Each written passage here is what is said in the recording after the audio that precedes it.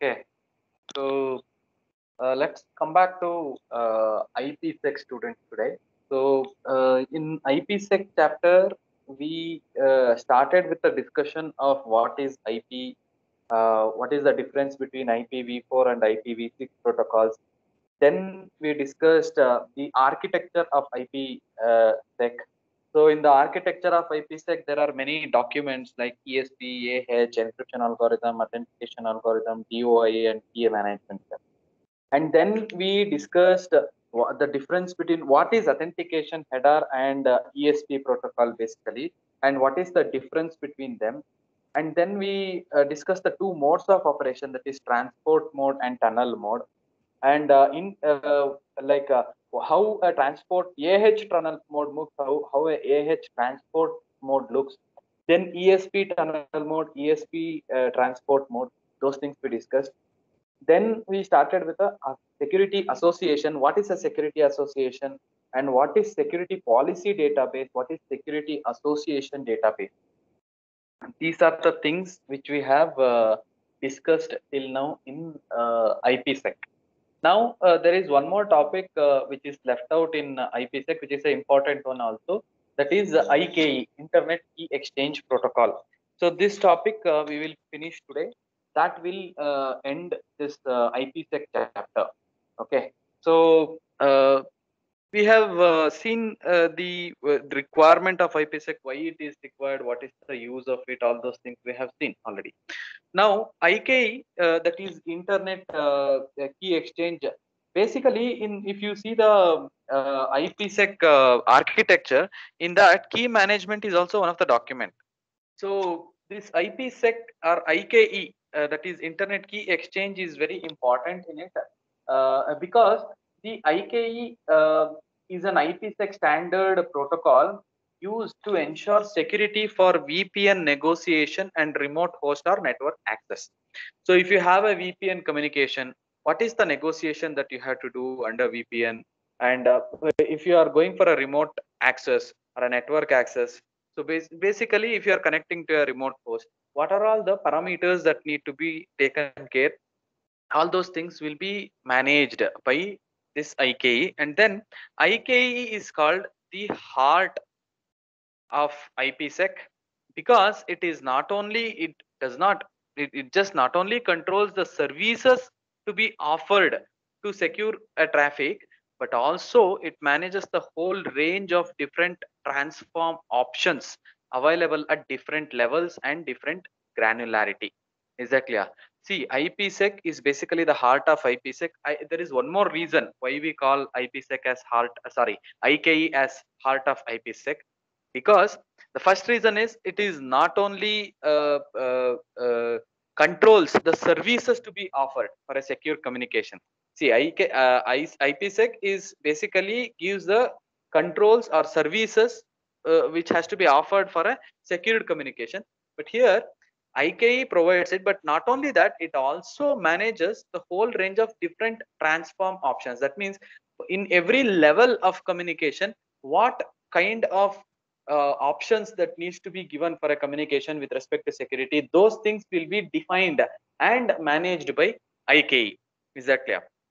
That is one important point of IKE. The other one important point is creation and management of an security association are the most fundamental concept of working of IKE and even IPsec. See, we have seen what is security association. Basically, security association is a I can say yeah, can anyone define what is security association? We have discussed, but a long way back. Okay, let me put it in this. Security association is a logical connection between two devices transferring data. And we know each security association will have an identification. We call it as security parameter index. And for a security association, you can have either you will have AH or ESP protocol associated with it. And we also know there are two databases like security policy based database and security association database. In security policy database, we will define what has to be done for a packet, whether you have to discard it or bypass it or protect it. If you are going for protect option, Then you have to get into the security association database, and there you will have lot of security associations already created, or bundle of security association already created, and any one security association you will use for one way connection. If it is a two-way connection, definitely you will choose two security associations for it. Now, who is actually creating the security association? It is the work of IKE, Internet Key Exchange Protocol, which creates and manages security association, and that will be placed in the security association database for the users to select. Is that clear? That's the main work of IKE. Is it clear to you, students, about IKE? Yes, sir. Okay, let me go to the next slide.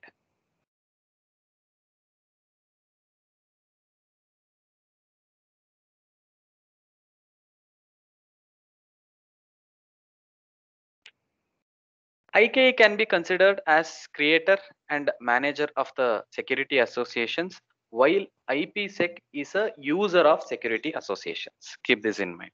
IPsec is a user of security association. IP will definitely use, IPsec uses security association for its communication, but IKE is the one who is going to create this security association. IKE exists in two versions, IKE version 1 and IKE version 2, students. We are not going in depth towards these two versions. Instead of that, there is one more IKE feature. We will be discussing that. So what's there in IKE version 1 and version 2? There are, in both version 1 and version 2, there are two phases. Okay, one phase is basically to establish a connection, and then second phase to manage it. Is that clear? That's what in both the versions, in a broad way, if you look, these are the two major I can say phase in both IKE version 1 and version 2. So the features of IK version 1 and version 2 differs, but as I said you before, we are not going in depth towards it. So uh, apart from that, before getting into the other IK option, IK is a set of protocols and mechanisms designed to perform two functions. Okay, IKE is not a single protocol. Please keep this in mind. IKE is a set of protocols. IKE is a set of protocols and mechanisms designed to perform two functions. First one is creation of protected environment, which includes authentication of peers who are unknown to each other in advance. Is that clear? Basically, it creates a protected environment between two peers and authenticating them. Then establishment and management of security associations between the authenticated peers. Is that clear? I have already told you this. So these are the two major functions of IKE. And then, yeah, IKE daemon. So this is one version of IKE. In this, you have two phases. Okay, so let us discuss this in depth because this is quite an important one. So the two phases here in IK daemon is the first one is authentication phase, and second one is key exchange phase. That is there in the next slide. We will see to that later. So in the authentication phase, basically what happens, the objective of this phase is to establish a secure channel, authenticate the negotiating parties, and generate shared keys to protect IKE protocol messages when two peer over the internet wish to communicate. Is that clear? So basically, in this phase, we will be creating a authentication session between two parties to communicate over internet. And here, students, you have to keep in mind there are two modes. Is that clear? Which is available for the use. One is, I can say, two phases. Okay, the two phases are main mode and aggressive mode. You can see the main mode here in the below diagram. Here, this is the main mode. Main mode and aggressive mode. There are two phases. Let me explain it in detail before that. So what these two will do, these two will basically establish a IKE security association used to protect the negotiating messages of phase 2. Is that clear? In phase 2, as I said you, it is a key exchange process. But in phase 1, you have two options. So you can go for either main mode or you can go for aggressive mode.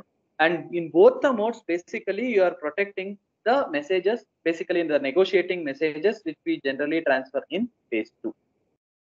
One thing you have to keep in mind is the aggressive mode is basically faster compared to the main mode. Is that clear? So how does this main mode work? You can see here main mode. So if you look at the figure, IKE main mode message exchange, the first thing initiator sends is a message, just a normal message, and then for that message again responder will give a response. So it is the security association header will be sent here in the message 1. In message 2, again, security association header will be sent from the responder. And once that these initial messages are exchanged, the third message will have header, key exchange, payload, and nonce payload. For that, again, the other party also will send the same thing. And then in the fifth message, authentication data payload will be there. Same thing will be sent again from the responder side. Basically, both sender and receiver will exchange 6 messages. Is that clear? So that 6 messages, what is are initially just header and SA. Second one, it is header, key exchange payload and nonce payload. And third one, it is header, identity and authentication data payload. These messages are exchanged one by one between sender and receiver. So totally 6 messages are exchanged. This is called as the main mode operation. Okay. You can see here in main mode, the negotiating parties use 6 messages. The first 2 messages to negotiate the security policy that will be used to protect the phase 2 messages. The next 2 messages perform DH key exchange. DH is Diffie-Hellman key exchange. We will discuss that again in today's class. So the first 2 phases is basically used to protect the phase 2 messages, and next 2 messages to perform DH key exchange and pass nonce, okay, to each other, and the last 2 messages are used to authenticate the peer. Is that clear? So there are 4 methods specified in IKE standard to authenticate the negotiating peers.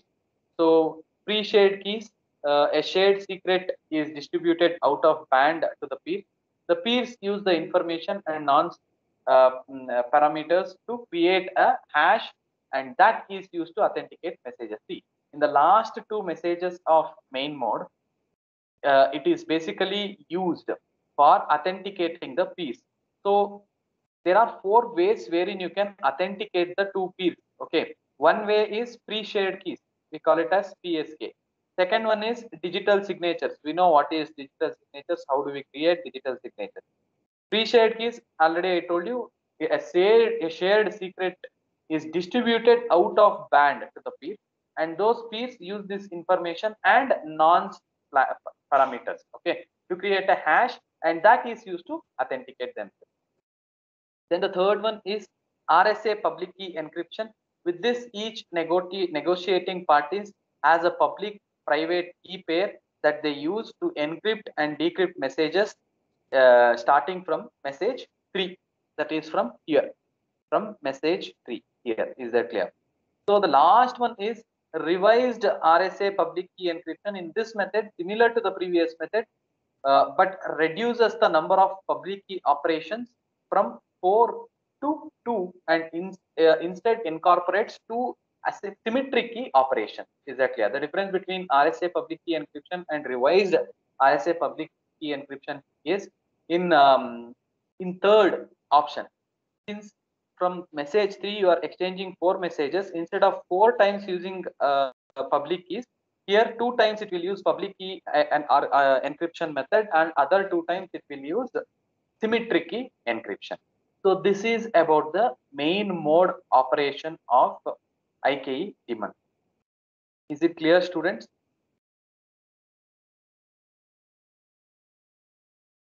Am I audible?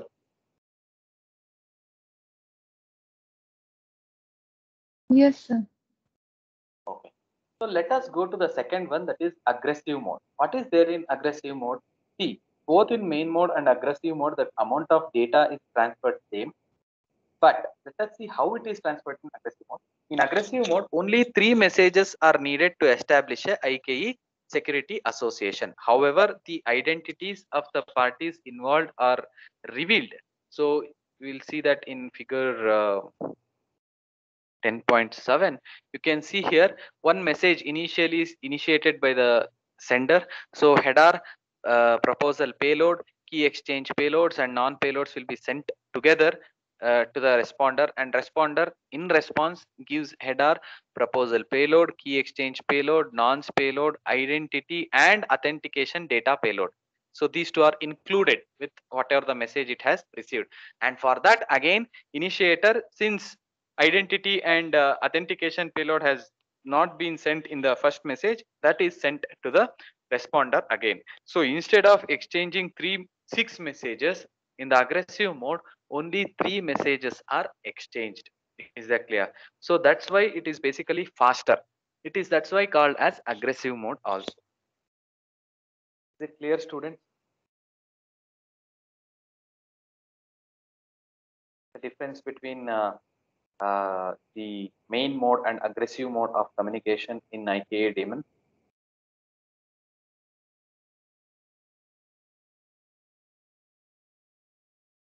Hello? Yes, sir. Oh. So the next thing in phase 2, this is about phase 1. We figured out that in phase 1, it is basically called as authentication phase. There are 2 ways or 2 phases you can see. One is main mode and aggressive mode. You can go for any one among this. In aggressive mode, basically 6 messages are exchanged. And for authentication, there are 4 different ways: pre-shared keys, digital signatures, RSA public key, and RSA revised RSA public key encryption. Okay. So in aggressive mode, basically, again, there are, instead of 6 messages, there are only 3 messages which are exchanged. Obviously, it will be quite faster. That is why it is called as aggressive mode. And the second phase is key exchange phase. So also called as quick mode. Is that clear? It is also called as quick mode. It is used to establish a IPsec security association and to generate new keying material. Is that clear? A full Diffie-Hellman key exchange may be done to provide perfect forward secrecy. You can just neglect it. It's not required. So basically, in phase 2, what happens? We are going to generate the keys and we are going to exchange it. And how we are going to exchange? We are basically exchanging here, only key exchange. How we are going to exchange it? Using the Diffie-Hellman key exchange mechanism. Is that clear? It is a very simple and efficient way of exchanging uh, uh, keys. Okay. The basic quick mode message exchanges are illustrated in 10.8. Here you can see.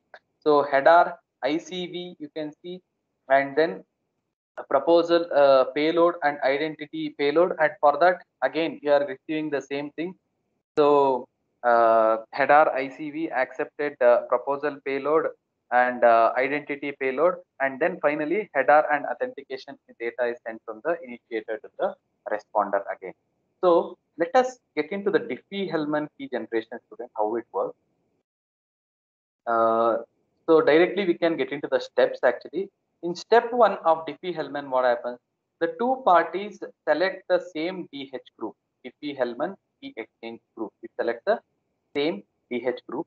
Each party selects a public value and generates a mathematically related private value for that. Each party. So they themselves will select a public value and generates a mathematically related private value for them. The two parties exchange public values.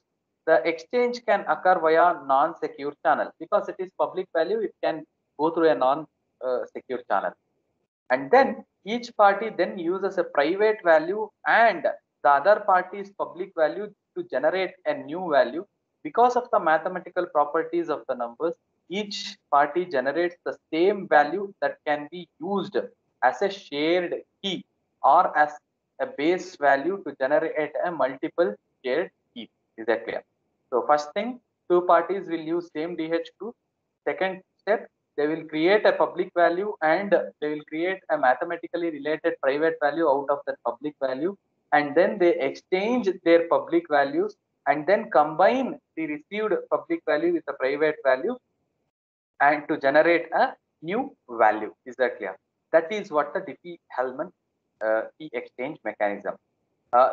If you study here, IKE and IPsec security associations use shared keys to encrypt and authenticate communication. To be effective, a shared key must be kept private, so the other parties cannot decrypt the data to generate a valid authentication code for the modified data. One method for distributing shared keys is using the DH algorithm to dynamically generate the shared keys. Here, as I said you, it is dynamically generating the keys. No third party is creating the keys here. Both are creating the keys, but they are exchanging the public value, not the private value. This algorithm enables two parties to establish a shared secret value while exchanging information over a non-secure channel.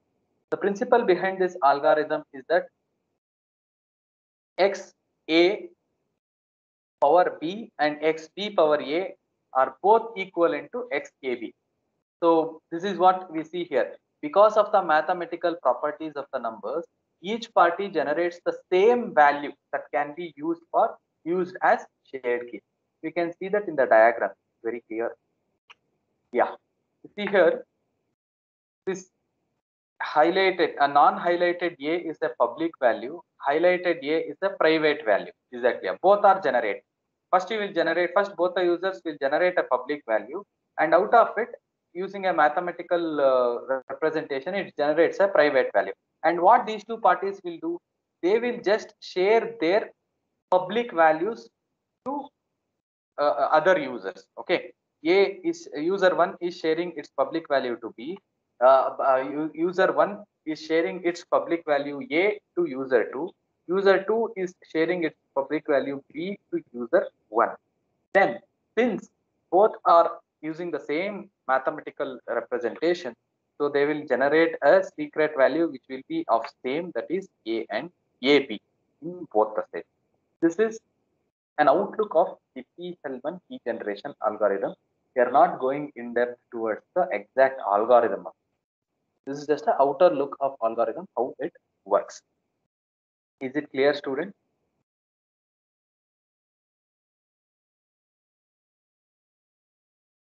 Yes, sir. Okay. So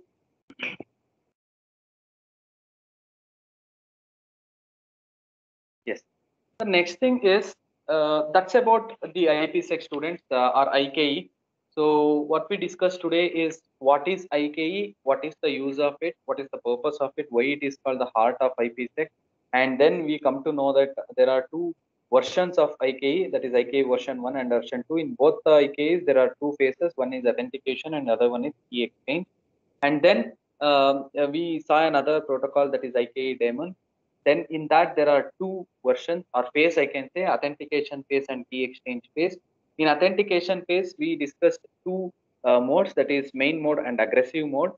In main mode, 6 messages will be exchanged, and in aggressive mode, only 3 messages will be exchanged. And for authenticating the negotiating keys, there are 4 ways: pre-shared keys, digital signatures, RSA public key, revised RSA public key.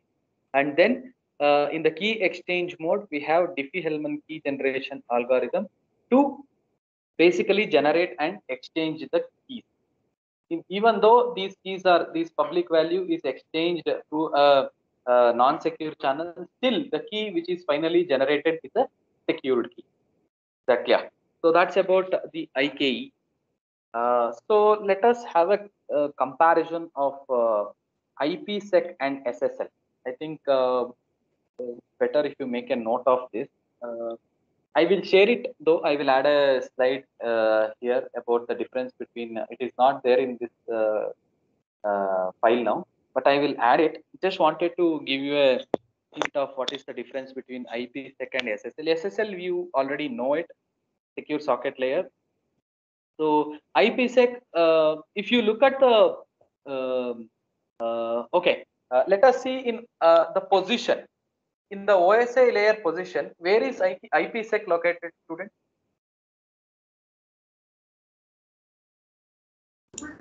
Network layer, sir. Network layer. Where is SSL is located? Between application and transport layer, no, sir? Yes. So that is the major difference between IPsec and SSL. IPsec is situated in the network layer, or you can call it as internet layer. And in SSL is placed between transport and application layer. So the configuration of IPsec is complex, whereas SSL it is simple. Okay. And the configuration of firewall for IPsec is also complex, whereas for SSL it is quite friendly. And then the other differences, um, in IPsec generally uses the kernel space, whereas SSL uses the user space. Okay, students, don't worry. Anyway, I'll be putting this slide in the file before I share it to you. Interoperability is supported by IPsec, whereas SSL doesn't support it. These are some of the major differences, and the advantages and challenges or disadvantages of both IPsec and SSL also I will give it to you. You can go through it later. And again, there is one more difference which you need to know, that is the difference between IPsec and transport layer security, TSL, which is again quite similar to the differences between IPsec and SSL. Here also there are some differences. I will share it with you later. You can see it. Okay, so I think that's all about the IPsec chapter which we wanted to discuss. So any questions, students, regarding the topics which we discussed today?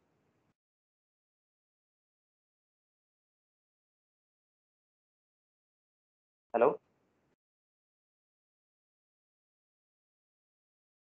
And one more thing, students, your midterm marks, midterm Viva marks, everything I have posted in your AUMS. You can actually see it. Okay.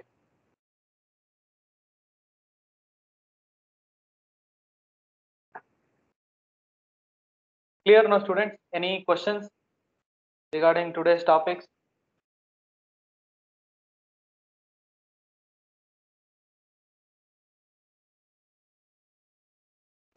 No, sir. Okay. Okay. Fine then. I don't want to start a new topic today. Let us do it tomorrow. Okay. Then we will meet tomorrow again.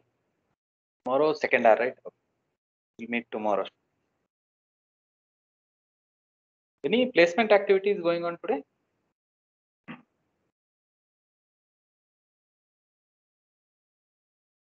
Hello?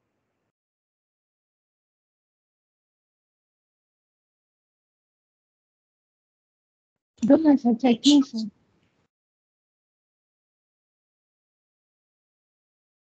Fine then, students. We'll meet tomorrow again. Take care. Thank you, sir.